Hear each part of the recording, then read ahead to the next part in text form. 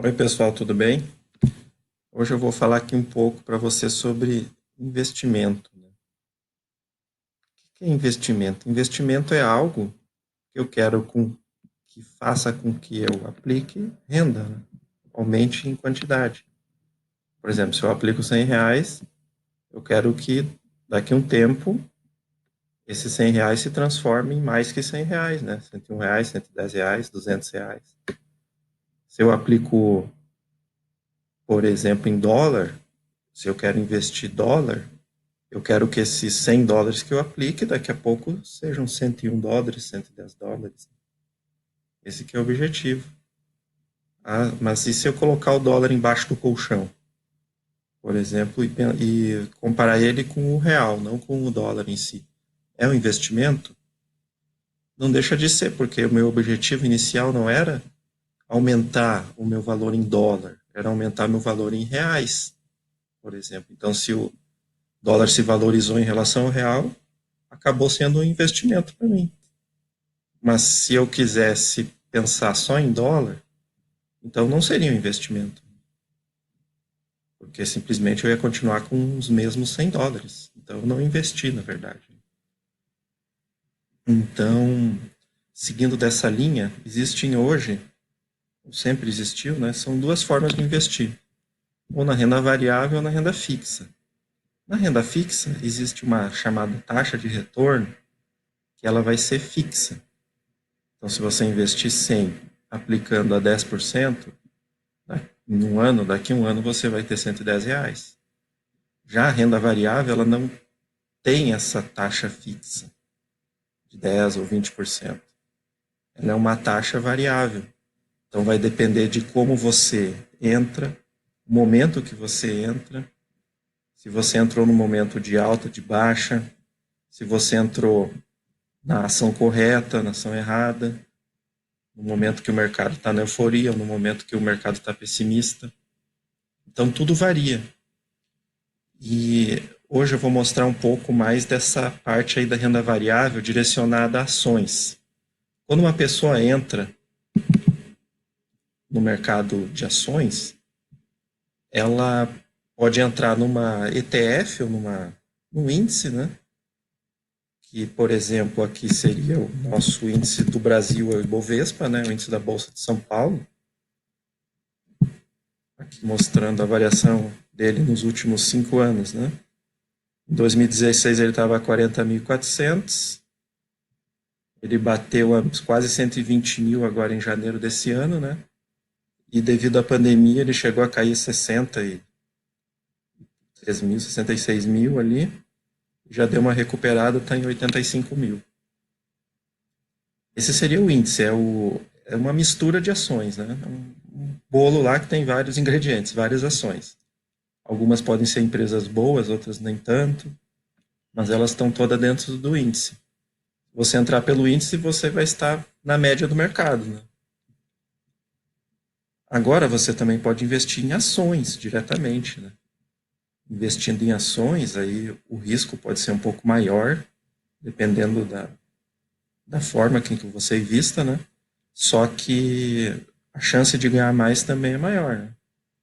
Porque no índice, enquanto uma ação sobe muito, outra pode subir pouco. Enquanto uma cai muito, outra pode cair pouco. Então faz com que a variação não seja tão grande que nem numa ação individual, por exemplo. Se você acertar nessa ação, investir correto, ela pode te dar um rendimento muito maior que o índice. Eu vou mostrar aqui um site que eu já tinha mostrado num vídeo anterior, é o site Fundamentos, né?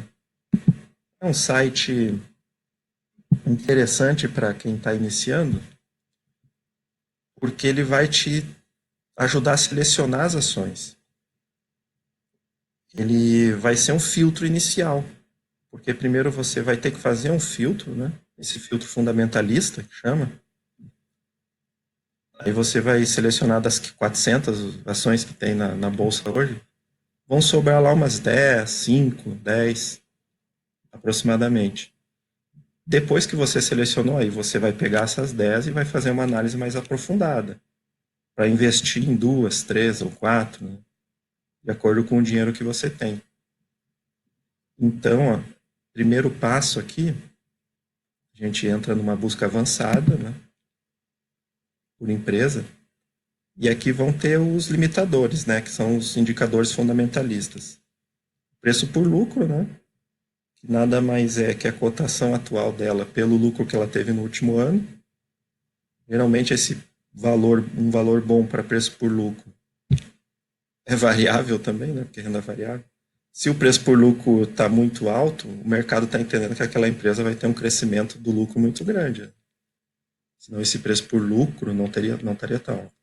Da mesma forma, se o preço por lucro está baixo, o mercado está entendendo que aquela empresa vai reduzir o seu lucro.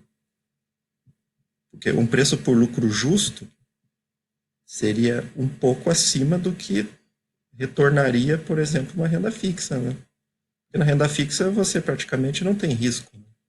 É o risco do banco quebrar, se, no caso, você colocar o dinheiro num CDB do banco e o banco quebrar. Esse que é o risco. Se botar no Tesouro Direto é se o país quebrar, né? Se o Tesouro Nacional quebrar, então o risco é bem mais baixo do que uma ação. Hoje, a renda fixa do Tesouro de 10 anos, ela está retornando 7, 8% aproximadamente. Se considerar que, se a gente transformar isso em preço por lucro, dá mais ou menos um valor de 12,5, porque você vai pegar o 1 dividido por 0,08, ou 1 dividido por 8%. Aí 1 dividido por 8% vai dar 12,5. Então o preço por lucro máximo seria 12,5. Se for abaixo de 12,5, quer dizer que vai estar me dando um lucro acima de 8% por ano da cotação. Então, valor, só que a gente não pode considerar também exatamente os 12,5, porque tem um risco associado, né? Então a gente quer ter um rendimento um pouco mais que a renda fixa, né? Está investindo em ações. Então, entre 0 e 10 é um valor justo, né? Uma ação.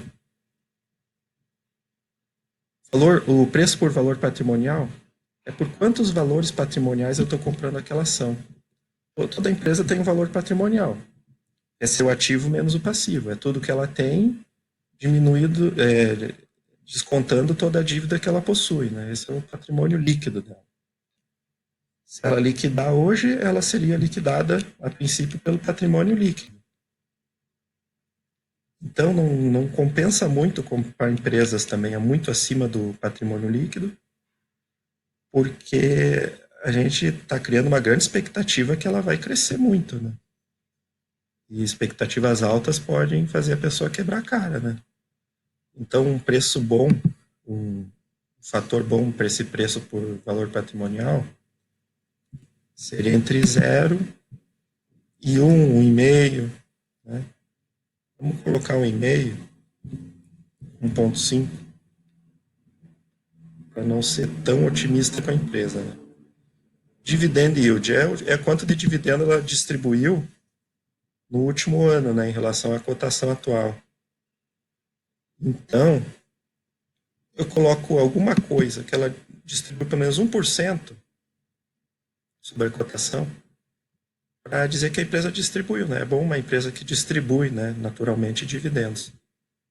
Então, eu já coloco aqui e acaba selecionando só empresas que distribuem dividendos. As que não distribuíram, elas vão cair fora dessa primeira análise aqui, né? Dessa primeira seleção. Outro fator que é bom levar em conta é a liquidez das ações. Uma pessoa que entra numa ação com baixa liquidez, mas muito baixa mesmo, ela até às vezes consegue entrar na ação, mas depois, no momento que ela tem que vender, ela não vai conseguir. Ou vai demorar muitos dias para conseguir vender. Então é bom ter uma liquidez mínima aí para poder sair tranquilo e entrar tranquilo quando precisar, né? Então, mais ou menos 200 mil para pequenos investidores é tranquilo. O máximo a gente deixa em branco, né? Sem máximo. Se a pessoa for um grande investidor e que entrou muito forte, aí talvez esse valor tenha que ser maior, né? 1 milhão, aí depende, né, de quanto entra. Isso aqui representa o volume diário de negócios, né, dos últimos 2 meses. Então a gente bota a busca, né? A gente vai buscar agora as ações que entram dentro desses fatores fundamentalistas, né? Então, a gente pode aqui selecionar por ordem crescente ou decrescente de preço por lucro, de cotação, ou de preço por valor patrimonial, né? Ou de dividendo, né? Quantos por cento que ela distribui em relação à cotação no último ano. Eu costumo colocar o preço por lucro, né? Na ordem crescente. Então tem a mais barata, entre aspas, hoje é a Smiles, né? Depois o Banrisul, depois vem a Graziotin, depois vem o Banrisul, só que a ON dele, né? Ela tem menos liquidez. Uma empresa de elétrica, né, de Santa Catarina, o Banco do Brasil, Banco ABC, CEMIG, Elétrica de Minas, Santander, e assim por diante, né? Então a gente vamos vou pegar 3 aqui para a gente fazer uma análise rápida. Eu vou pegar a Smiles,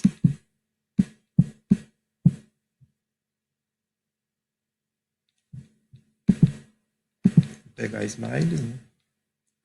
Então a Smiles, o que a gente tem que ver aqui?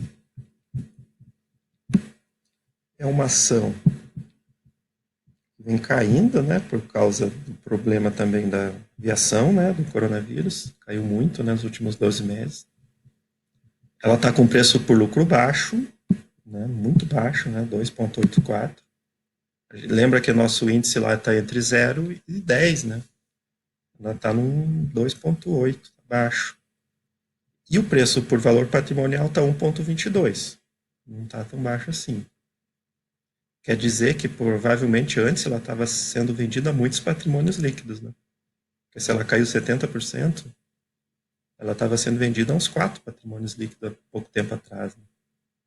Está distribuindo um dividendo não muito bom, né? 2,2% só.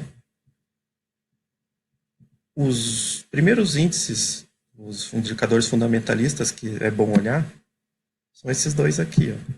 Porque esses aqui a gente já selecionou, né? Já sabe que a empresa está barata por algum motivo, né? Ou vai quebrar, ela está barata porque ela vai quebrar também, pode ser isso.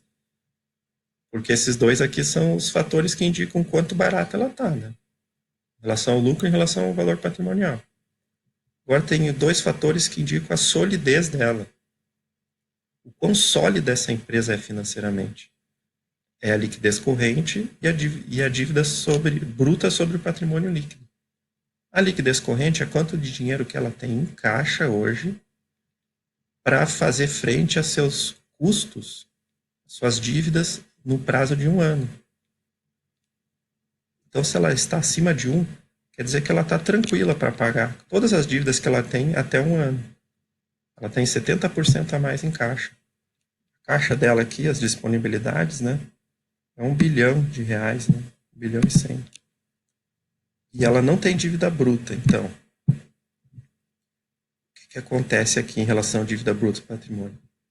Por uma empresa que é muito endividada, muito alavancada, ela vai ter esse fator aqui acima de 1. Uma empresa que é baixa, muito baixa, ou é pouco alavancada, ela vai ter um fator abaixo de meio, de 0,5. Quando ela tem um fator de 0,5, né, significa que a dívida bruta dela equivale a metade do patrimônio líquido. Se ela tem um fator de 1, quer dizer que a dívida bruta é igual ao patrimônio líquido. Se ela tem um fator de 10, quer dizer que ela tem mais dívida bruta, 10 vezes mais dívida bruta que patrimônio líquido. Então, esse fator aqui a gente tem que considerar um fator bom abaixo de 5, um fator, assim, dá para dizer, bandeira amarela de 0,5 a 1, e bandeira vermelha de 1 para mais. Né? É uma empresa que está com uma estrutura de capital meio complicada, né? Muito endividada. E a liquidez corrente, o ideal é ser acima de 1, né? Abaixo de 1 é bandeira vermelha. Entre 1 e 1,5, bandeira amarela. Acima de 1,5 é muito bom, a bandeira verde. É uma empresa que está sólida financeiramente. Está barata e sólida. Agora a gente tem que ver outra coisa, que é o histórico. O que está fazendo ela perder tanto valor de mercado? Né? A gente vai entrar nesse balanço patrimonial, que é o principal balanço, é a mãe dos balanços, né? A partir dele que saem os outros, o demonstrativo de resultados, fluxo de caixa. Isso aqui é a mãe dos balanços, né?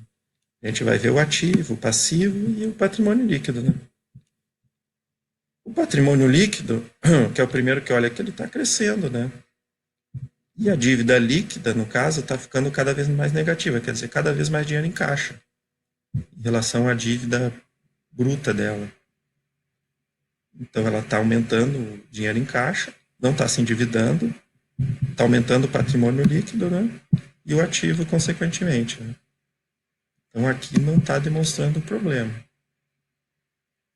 Agora, vamos entrar no demonstrativo de resultados, para ver se há algum indicador. A receita vem meio estável, né? Receita líquida. Está estável. As margens estão altas. O EBIT, que é o lucro operacional, né? Antes os impostos e taxas, ele subiu, ele está mais ou menos estável. Deu uma queda aqui no final, né? Então, não é um problema. A receita financeira está baixando também. Pode ser um problema, né? Tá perdendo o dinheiro que quando tem muito dinheiro em caixa deveria estar subindo, né? Teoricamente. Quanto mais em dinheiro em caixa, esse dinheiro vai estar aplicando e vai estar gerando o resultado financeiro. Tô achando algo incoerente aqui. E o lucro ele está meio que estável, né? Deu uma queda no final, mas nada justifica ter caído 70%. Né? É uma empresa que dá para arriscar alguma coisa, né? Pensando que o Brasil ou o mundo não vai quebrar, né? Ela deve voltar. Ela gerou um lucro de 4 por ação. Talvez chegue a. Eu tenho um potencial para chegar aos R$ 40 aí, talvez. Eu não posso também dizer, né? Pode entrar uma concorrente e quebrar ela, né? Mas dá. Ela não vai quebrar tão rápido assim. Ela está com a liquidez corrente, muito dinheiro em caixa. Quebrar ela não vai. Então, vamos ver agora o Banrisul, é o BRSR6. Então, ele está com os fatores que falam do desconto da ação tão bons também, tão baixos, né? 373 e 059. Né? Como é banco, ele não tem liquidez corrente nem dívida patrimônio líquido.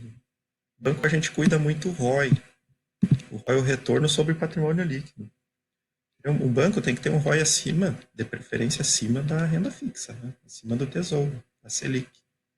Senão ele não serve para ser banco, né? Porque se o dinheiro que ele está lá rende menos que a própria Selic, então não há por que ele existir. Né? O banco tem que ter um rendimento acima da Selic. E vamos entrar aqui então no balanço patrimonial do banco. Ele vem aumentando ativos, né? Vem aumentando depósitos, patrimônio líquido. Vem aumentando bem. O Banrisul está se portando bem. A princípio. Vamos ver o que está acontecendo com o demonstrativo de resultados, né? A gente, banco, a gente gosta de ver muito o lucro. Né? O lucro líquido também vem. Teve quedas aí, 2014, 2016, as crises, né? E subiu. Eu acho que pelo histórico do ROI também, tá ruim de ver porque isso aqui desvirtuou aqui, mas é uns 14, 15 a média de ROI dele. Então, se é um banco que está dando R$ 3 e está bem constante, né? Ele tem potencial para chegar a R$ 30, com segurança, né? Então é outra ação aí que pode ser uma boa. A outra que a gente estava vendo era Banco do Brasil, se eu não me engano. Teve a... que estava no terceiro da nossa lista. Não lembro se era o Banco do Brasil. Mas provavelmente era. Não, era a Graziotin, Banco do Brasil, acho que um pouquinho mais para baixo. Né? Vamos só ver a Graziotin, só para finalizar o vídeo, né? Para não ficar tão longo.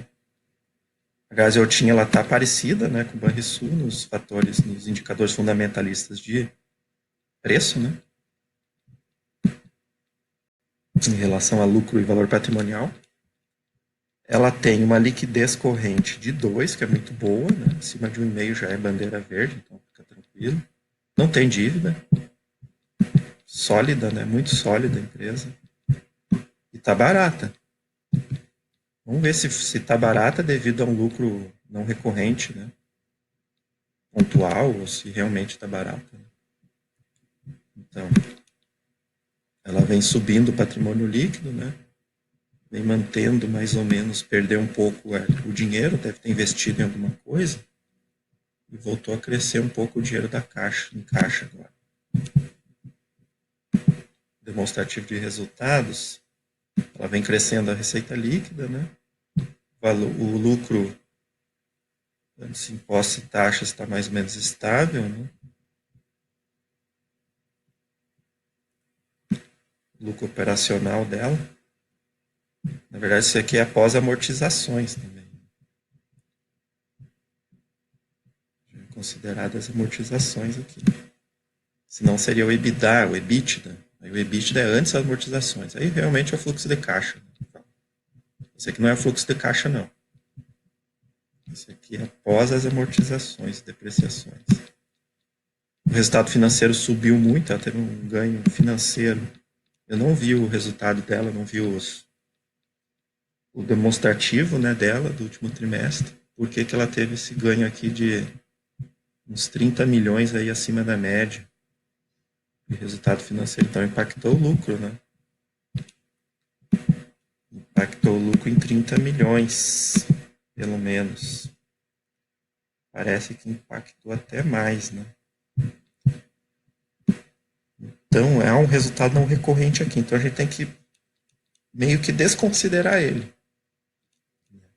A gente considera que a média aqui, ó, a gente dá uma desconsiderada nesse último e pega esse aqui, que dá mais ou menos uns 60 milhões o lucro dela. Então, a gente vai voltar lá nos detalhes. 60 milhões para quem tem 20 milhões de ações, dá R$3 por ação, mais ou menos. Né? E aqui está dando 6, desvirtuou bem. Na verdade, ela vai ter um lucro médio de uns 3 a 4, né, para frente. Então, o valor justo dela seria uns R$30, né? 30, 35. Então, ela está um pouco desvalorizada, mas não como está indicando aqui. Né? Não tão desvalorizada que nem o Banrisul e nem tanto quanto a Smiles. Né? Ela está um pouco desvalorizada, mas devido também a um não recorrente lá, financeiro. Né? Então é isso, pessoal. Só para dar uma pequena demonstração em como selecionar, né, as ações. Aí depois disso, né, aí segue, né, depois vai ter que ir mais a fundo ainda na empresa, né, dar uma lida nos balanços para verificar se realmente o que está descrito aqui não é nada não recorrente, ou como a gente verificou aqui num gráfico, né, mas seria bom lá ler o balanço para ver realmente o que aconteceu, né. Por que ele teve esses 30 milhões a mais aí de resultado financeiro, né. E depois disso aí você vai aplicar o dinheiro com cuidado, né? Dividindo em algumas ações, né? De acordo com o dinheiro que tem. E retirar na hora certa, né? Não investir pensando no momento que vai tirar. O importante é investir pensando no que eu quero ganhar, né? Quando chegar naquele preço justo que eu acho que vale aquela ação. Chegando naquele preço justo, aí eu posso vender ela. Mas isso pode demorar 1 ano, ou 2, ou 10, ou nunca chegar, a empresa começar a dar problemas financeiros e aquele preço justo que era um preço antes baixar, né? Aí acaba o preço justo chegando na cotação que ela tá. Então, então é uma forma de tomar cuidado também, né? Vai diversificar um pouquinho, né? Investindo mais de uma. Mas é isso aí, pessoal. Obrigado. Até a próxima. Valeu. Tchau.